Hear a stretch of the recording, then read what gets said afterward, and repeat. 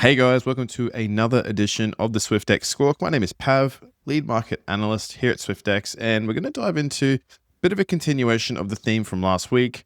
Overall, everyone's really looking for a reason as to number one, why this happened and where does this take us now. I just want to stress that obviously there's potentially a lot of fundamental rumors going on right now that there may be some major exchange involved in the 10th of the 10th event that we did see, the largest crypto liquidation event in history. But I want to step away from that. I want to basically look at some objective truths in the market that once we've had a bit of a chance to understand how the market has moved, how we did see this really thin move down across Bitcoin, across all altcoins, and even outside of the crypto market as well, what was the driver for that? And that's what we're going to break down today. And we're also going to discuss what does that mean for the road ahead? Where does crypto really sit now in the broader landscape of things? And what are potential things on the horizon that we have to look forward to? And this is a very interesting episode. I'm going to be sharing a lot of my personal view on the markets today, so hopefully you glean some sort of insights from it. But the good news is we're easily going to find out if this idea that I have, whether it is right or wrong. The coming weeks, we're going to see data come into the fray. We're going to see cards dealt from the deck that's going to give us some indication of what's going to help drive this market back higher, because all we've seen is consecutive weeks of red. And obviously the market, we look at some of these altcoins, some are performing, a lot aren't performing. There's a lot of people maybe just wondering what's going on right now. So let's dive into what we know. Now, the first thing I want to touch on is the idea that what we are going through right now is a bit of a cash crunch. What we're seeing is, amongst a few things that I'll touch on, a lot of cash that has since August been taken out of the system. And Bitcoin and crypto as a whole, as well as risk assets as a whole, very sensitive, particularly crypto, to moves in free cash availability. This is a term that gets thrown around. It's called liquidity. There's quite a few famous names that have coined that as a main driver for crypto markets over the last few years. And there's quite a bit of research to back it with quite a good correlation as well. But when we look at what's actually happened and changed in the positioning of liquidity globally, you have to turn no further than the States in the US.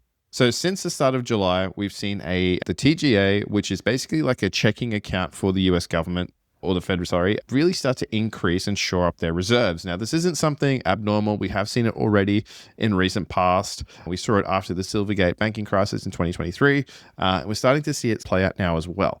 And what this money is building up for, time will tell. Usually it's used as, again, as I mentioned, a checking account to help fund other day-to-day operations of things like the bond market and etc. What this means, but is that this money didn't come from nowhere. It basically was taken out of the market and thrown into, again, like this checking account, like any of us would have, right? So it's gone from $298 billion US dollars to now just shy of $1 trillion US dollars. That's more than tripled since July. Now we pair this also against what we're seeing from a macroeconomic perspective backdrop of the US economy. It's technically still in a tightening regime. We're basically, since the 2022 inflation crisis, still seeing the Fed run off balance sheets. The simple way that what that means is essentially anytime that there's money in markets maturing, they're rolling it off the sheet. If they've issued $1 million out there in the market, that gets paid off. They're not asking for $1 million new dollars. It's essentially just running off, and we're seeing a gradual decline of liquidity just even from that perspective as well. Now that is set to essentially end at the start of December. So what we have now is obviously a period of the most recent time where we've seen a massive jump in dollar scarcity, the US dollar is being tucked away there in the US TGA Treasury account. And we're also seeing longer, broader term tightening pressures that have also put pressure on dollar availability come to an end in December. There's a good chance that we might be starting to see the pressure and that valve start to release early as next month in December. And that also might mean that this particular checking account, while we don't know, maybe it's also reached its peak as well. We are currently sitting at levels that we haven't seen since about June, July in 2024. So that really does put the broader perspective in a bit of check. It gives us some sort of a surety that a market that's sensitive already to the way that dollars move globally has essentially just had a massive crunch, right? We've seen liquidity really start to shift in the recent times, around about when all this sort of market movement's been happening. Now, what's also important too is we're heading into the last FOMC meeting for the year. So this is where basically the policy rates are set for interest rates. We spoke about at length in the last write-up how the market's expectations for interest rate cuts basically reset. They're back at 0%. We're starting to see that trend come back the other way now. We're starting to get closer to the market, starting to price in at least a 25 basis point cut, which is just your standard cut that the market had been expecting prior to this as well. And that's a really important thing to watch in the way I view things moving forward, because the one thing that the dual mandate of someone like the Fed, what it is essentially growth of the economy as well as keeping inflation in check. This is a chart that basically describes what is the trend been for inflation for the last couple of months. And you wouldn't believe it.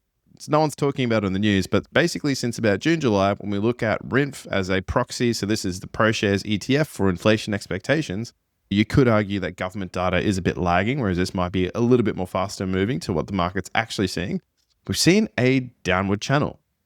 And this is important because, as we spoke to at the start of this episode, an asset like Bitcoin is sensitive to the availability of money in the system. And inflation is just that. It's the expectation that goods and services are going to cost more in the future, based on this idea that there may be dollar devaluation about to happen. The US dollar may be set to weaken, and there's a lot of ways that they can pull the trigger on this. One way might be that we've seen this TG8 facility fill up. We might see that liquidity then deployed in lending markets to central banks to improve liquidity flow in markets there, which could basically lead to that sort of short-term uptick in inflation.